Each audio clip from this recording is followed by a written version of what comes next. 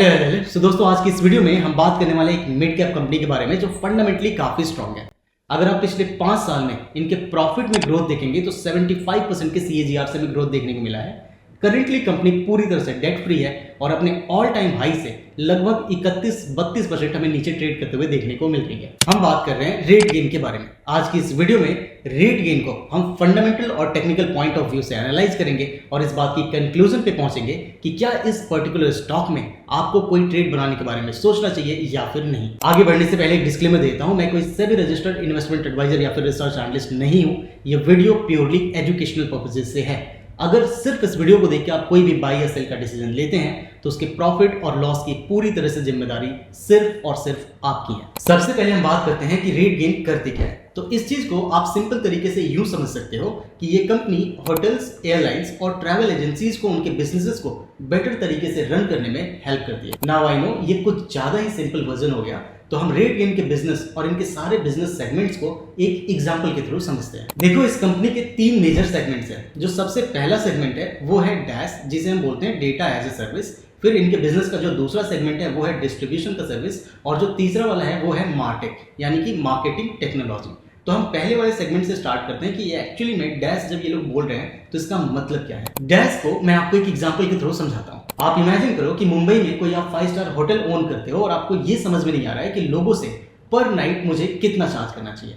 आपको ऐसा लग रहा है कि अगर मैंने जरूरत से ज्यादा चार्ज किया तो लोग शायद बुकिंग ही नहीं करेंगे, और जरूरत से ज्यादा अगर कम चार्ज किया तो उस केस में बहुत अच्छा खासा पैसा आप गंवा दोगे। ऐसे ही प्रॉब्लम को सॉल्व करने के लिए रेट गेन आपसे बोलता है कि ये जो सही प्राइसिंग का डिसीजन लेना है ये काम आप हम पे छोड़ दो। हम बेसिकली रियल टाइम बेसिस पे आपके कॉम्पिटिटर्स के प्राइसेस को एनालाइज करते रहेंगे, ट्रैक करते रहेंगे, और उसके अकॉर्डिंग ही आपके भी जो रूम के प्राइसेस हैं उसे हम अपडेट कर देंगे। दूसरा इनका बिजनेस सेगमेंट है डिस्ट्रीब्यूशन सर्विसेज का। तो हम डिस्ट्रीब्यूशन सर्विसेज को भी एक एग्जांपल के थ्रू समझते हैं। इमेजिन करो कि गोवा में आपका एक रिजॉर्ट है और आप चाहते हो कि जो भी ट्रैवलर्स गोवा घूमने आ रहे हैं वो आपके रूम की बुकिंग करें। ना ऐसे केसेस में हो सकता है कि जो आपकी रिजॉर्ट है ना उसको आपने मल्टीपल वेबसाइट्स पे लिस्ट किया हो, जैसे एग्जांपल के तौर पे booking.com, मेक माई ट्रिप या फिर अगोडा पे।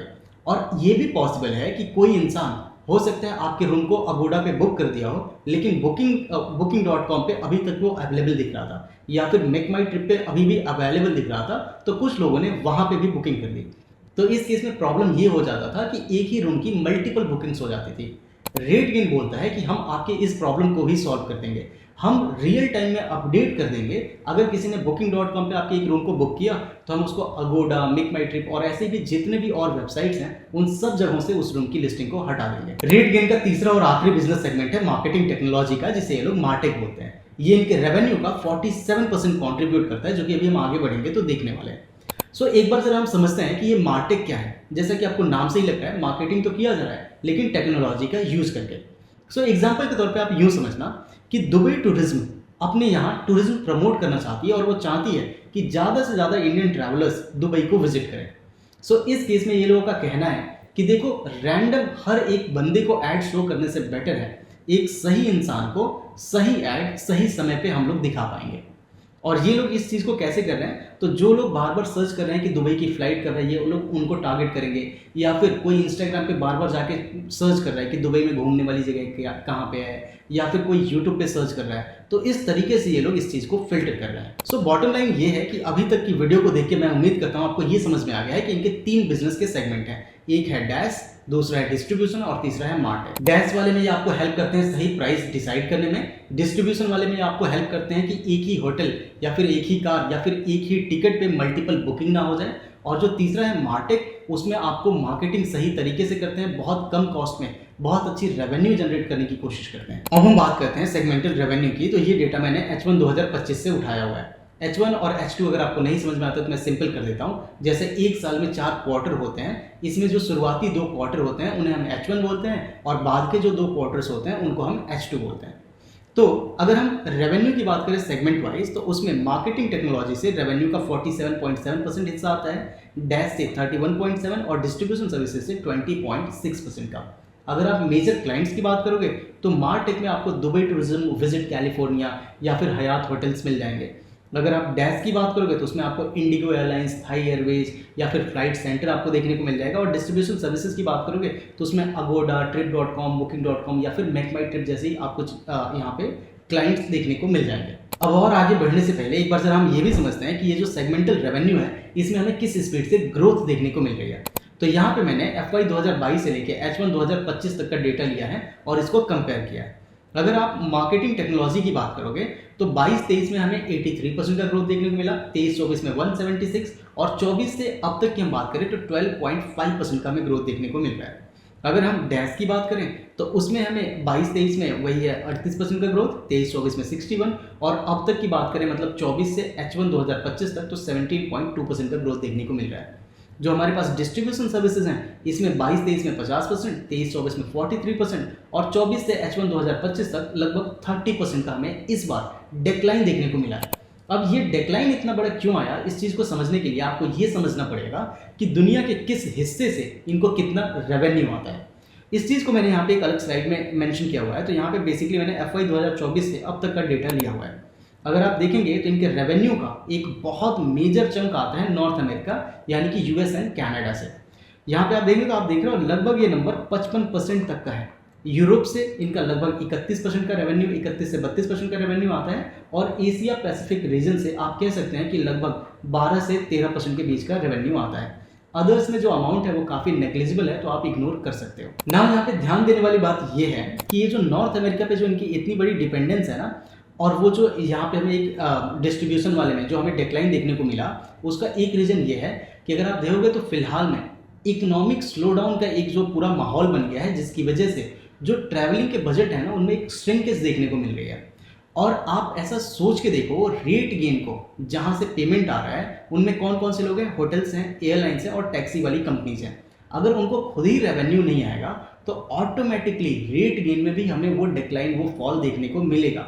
मैनेजमेंट यहाँ पे काफ़ी बुलिश है नो डाउट, बट जो मेरी खुद की एनालिसिस है उसके हिसाब से अगर डेंट उनके पे आता है तो वो डेंट आगे पास किया जाएगा। साथ ही साथ अगर आप इनमें इनके कुछ जो मेजर कॉन्ट्रैक्ट्स हैं ना तो उनके रिन्यूएबल में इस बार हमें डिले देखने को मिला। और साथ ही साथ अगर कोई कॉन्ट्रैक्ट रिन्यू भी हुआ तो वो लोअर प्राइसेस पे रिन्यू हुए हैं। जो भी हो सकता है कि पहले जो सब्सक्रिप्शन 1 लाख का था तो सामने वाले क्लाइंट में बोला हो कि इस बार यार अगर हम रिन्यू करेंगे भी तो हम 70,000 वाले पैकेज के साथ जाना चाहते हैं। सो इस प्रॉब्लम को सॉल्व करने के लिए मैनेजमेंट का ऐसा कहना है कि अभी हम फिलहाल में यूरोप और जो एशिया पैसिफिक वाले रीजन्स हैं यहाँ पे हम अपनी जो कमांड है, जो हमारा मार्केट शेयर है, उसको हम बढ़ाने पे फोकस कर रहे हैं। अब हम बात करते हैं इंडस्ट्री एनालिसिस की, और यहाँ पे मेरे हिसाब से सबसे मेजर रेड फ्लैग आपको देखने को मिल रहा है, या फिर अगर आप इस स्टॉक को खरीदने के बारे में सोचते हो तो आपको इस पॉइंट पे जरूर गौर करना चाहिए। देखो मैंने मल्टीपल आर्टिकल्स पढ़े गूगल के थ्रू, जिसमें बहुत सारे पेड थे जिनको मैं खरीद नहीं पाया, बट फ्री में जितना रिसर्च हो सकता था उनके हिसाब से जो कंक्लूजन मैंने ड्रॉ किया वो ये है, इस पूरी इंडस्ट्री में ही आपको मिनिमम 5.5% से लेके 8.5% का ग्रोथ हमें देखने को मिलेगा। तो जब पूरी इंडस्ट्री बहुत स्पीड से ऊपर नहीं जाएगी तो रेट गेन इस पूरे इंडस्ट्री को छोड़ के अकेले ऊपर पड़ेगा, ये काफ़ी डाउटफुल है। वैसे ऐसा इसके पहले कई बार हुआ है कि हाँ एक कंपनी पूरे इंडस्ट्री की नहीं सुनती है।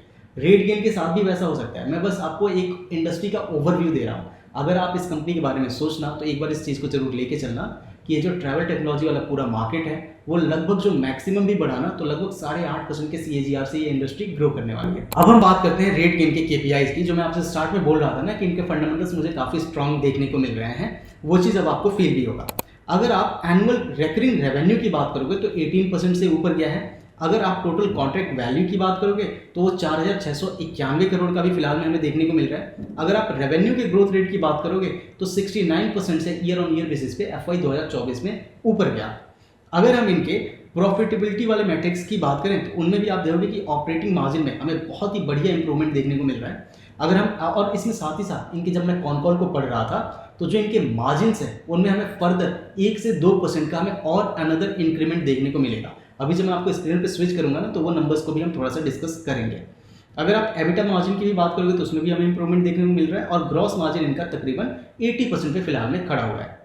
अगर हम बात करें इनके कस्टमर रिटेंशन की तो एक कस्टमर जो आता है उनमें से, जैसे मान लो एग्जाम्पल 100 कस्टमर इनके पास आए तो उनमें से 91 कस्टमर्स इनके पास बने रहते हैं और जो 9 कस्टमर्स हैं वो शायद चले जाएं। अगर हम नेट रेवेन्यू रिटेंशन की बात करें तो वो 100% से ज़्यादा है। H1 2025 की अगर आप बात करोगे तो नेट रेवेन्यू रिटेंशन इनका 105% पे था। कस्टमर चर्न की बात करोगे तो वो फिलहाल में 9% पे है। अगर हम बात करें इनके ऑपरेशनल एंड SaaS एफिशिएंसी के मैट्रिक्स की तो कैक की अगर आप बात करोगे तो कैक बेसिकली कहने का मतलब एक बंदे को अक्वायर करने में आपने कितना रुपए खर्च किया, उसके बदले में उसने आपको कितना बना के दिया।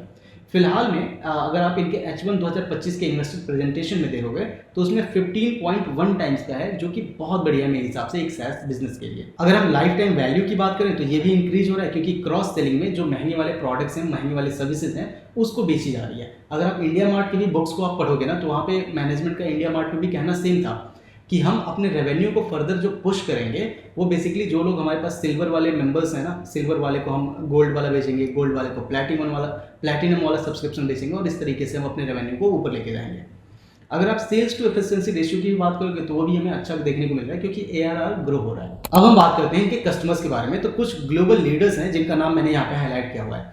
आगे बढ़ने से पहले एक चीज़ और मैं क्लैरिफाई करना चाहूँगा। जब मैं इस कंपनी को पढ़ रहा था तो इस कंपनी का 2024 का एनुअल रिपोर्ट मुझे कहीं पे नहीं मिला, ना ही स्क्रीनर पे, ना ही BSE पे, ना ही कंपनी का ऑफिशियल वेबसाइट पे, ना ही मुझे टिकर टेप पे। मतलब मैंने पूरा ट्राई मारा, कहीं पे भी मुझे इनके एनुअल रिपोर्ट नहीं मिले। ये जो पर्टिकुलर आप स्क्रीनशॉट देख रहे हो, ये 2023 के एनुअल रिपोर्ट से है। यहाँ पे जो ग्लोबल लीडर्स के नाम है उनमें पहले पे आ रहा है Apple, Leisure, Banyan Tree, Millennium, ऐसे ही दलीला, सिंगापुर एयरलाइन और मिलिया। अगर इस पे मैंने अगले स्लाइड में कस्टमर के टेस्टिमोनियल्स डाले हैं, तो बेसिकली जो लोग भी इनसे सर्विसेज ले रहे हैं ना, ये इनको पढ़ के तो ऐसा ही लग रहा है कि वो लोग काफ़ी खुश हैं।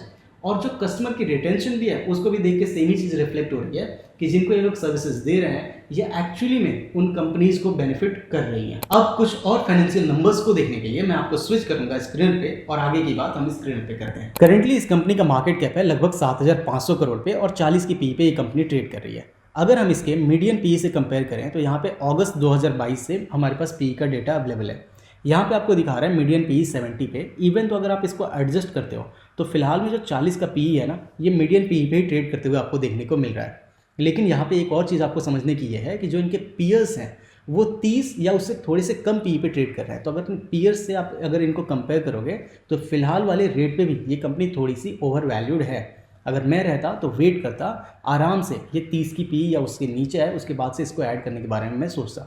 डिस्क्लेमर वही है, देखो यार मेरे घर की कंपनी नहीं है, मैं आपसे ये नहीं कह रहा हूँ जाके आप खरीद लो, वो प्योरली आपकी कॉल, मैं आपको अपना पॉइंट ऑफ व्यू दे रहा हूँ। फिलहाल में रिटर्न ऑन कैपिटल एम्प्लॉयड 17% का है और रिटर्न ऑन इक्विटी 13% का है। अगर हम इसमें नीचे की ओर आते हैं तो देखो कंपनी ने पिछले 5 सालों में 75.2% के केगर से हमें ग्रोथ दिखाया है, और कंपनी लिटरली जीरो डेट में है। अगर मैं आपको बैलेंस शीट में लेके आऊँगा ना, तो देखो ये जो बोरोइंग वाला सेक्शन है, इसमें आपको 17 करोड़ की बोरोइंग्स देखने को मिलेंगी। अगर मैं इसको एक्सपेंड करूँगा तो वो भी 17 करोड़ रुपए लीज की लाइबिलिटी है। अगर आपको अकाउंटिंग के ट्रीटमेंट पता है तो आपको समझ में आ रहा होगा कि एक्चुअली में ये बोरोइंग्स में दिखाना हमारी मजबूरी है, वैसे एक्चुअली में कोई बोरोइंग है भी नहीं। अगर कंपनी के रिजर्व की बात करोगे तो कंपनी के पास अच्छे खासे पैसे पड़े हुए हैं। अगर छोटा मोटा कोई इनके पास कोई प्रेशर भी आता है ना, तो कंपनी बड़े आराम से उस चीज़ को झेल जाएगी। बाकी इसमें और भी इनके बैलेंस शीट में जितने भी नंबर्स देखे मुझे कुछ भी फिशी नहीं दिखा। यहाँ पे अगर आप कैश फ्लो में देखोगे तो यहाँ पे भी प्रॉपर हमें प्रॉफिट्स रिफ्लेक्ट होते हुए देखने को मिल रहे हैं। जो अगर आप इस P&L पे आओगे ना, तो यहाँ पे ये जो नेट प्रॉफिट्स हैं, अगर आप इनको प्लस करोगे तो ये कैश फ्लो वाले से प्रॉपर टैली हो रहा है। बॉटम लाइन ये है, कंपनी जो सेल्स कर रही है वो गुड सेल्स हो रहा है। ऐसा नहीं है कि कंपनी बस क्रेडिट पे माल बेचे जा रही है सिर्फ इस टॉप लाइन, ये सेल्स वाले नंबर्स को बढ़ाने के लिए। अगर हम इनके मार्जिन्स की बात करें तो उसमें भी हमें एक अच्छा खासा ग्रोथ देखने को मिला है। लेकिन कॉन कॉल में भी अगर आप देखोगे ना, तो वहाँ पे मैनेजमेंट ने फिर से इसके बाद भी एक क्लैरिफाई किया है कि 100 to 200 BPS का हमें प्रॉफिट में और ग्रोथ देखने को मिल सकता है। अगर हम टॉप लाइन में ग्रोथ की बात करें तो एक्सेप्शनल ग्रोथ देखने को मिल रहा है। एटलीस्ट मेरे लिए तो ये बहुत अच्छी ग्रोथ है, और चाहे आप बॉटम लाइन में भी आ जाओगे नेट प्रॉफिट में भी, तो उसमें भी हमें एक एक्सेप्शनल ग्रोथ देखने को मिल रहा है। ओवरऑल फंडामेंटली एंड ऑल्सो एक मेरा पर्सनल जो कि थोड़ा बहुत ऑब्जर्वेशन है, उसको मैं एक चीज़ और यहाँ पे हाईलाइट करना चाहूँगा। देखो पिछले 3 साल में कंपनी की कंपाउंडेड सेल्स की ग्रोथ रही है 56% की, और कंपाउंडेड प्रॉफिट की ग्रोथ रही है 87% की। वेयर एज स्टॉक के प्राइसेस में सिर्फ 23% के केगर से हमें ग्रोथ देखने को मिला है। तो मेरे हिसाब से स्टॉक प्राइसेस में अभी उछाल देखना ड्यू है। बड़े आराम से जिस रेट पे ये कंपनी चल रही है ना, यहाँ से 1000 का लेवल हमें दिखा सकती है। लेकिन यहाँ पे मैं यही बोलूँगा कि हमें अभी आराम से जिस तरीके से मार्केट चल रहा है, तसल्ली से आप बैठो, बड़े आराम से यही स्टॉक 500-550 के रेट पे भी आपको दिख जाएगा, और उस समय पे ये एक ज़्यादा बेटर और काफ़ी अट्रैक्टिव हो जाएगा। ओवरऑल मैं तो यही बोलूँगा कि जिस लेवल तक जाके मैं फाइनेंशियल स्टेटमेंट्स को देखा, मुझे कुछ भी प्रॉब्लम नहीं लगा, और मुझे इनके जो बुक्स हैं वो काफ़ी स्ट्रॉन्ग लग रहे हैं। अगर आप इवन इन्वेस्टर्स में भी आओगे ना, तो यहाँ पे आप देख सकते हो FIIs ने अपनी पोजीशन थोड़ी सी हल्की करी है, लेकिन DIIs ने अपनी पोजीशन वहाँ पे बढ़ा भी दी है। तो चीज़ें सेट ऑफ हो जा रही हैं। मैं उम्मीद करता हूँ इस वीडियो को देख के आपको रेट गेन के बारे में काफ़ी कुछ नई बातें पता चली और कुछ सीखने को मिला। अगर कुछ सीखने को मिला, please hit the like and subscribe button. See you in the next video. Bye bye.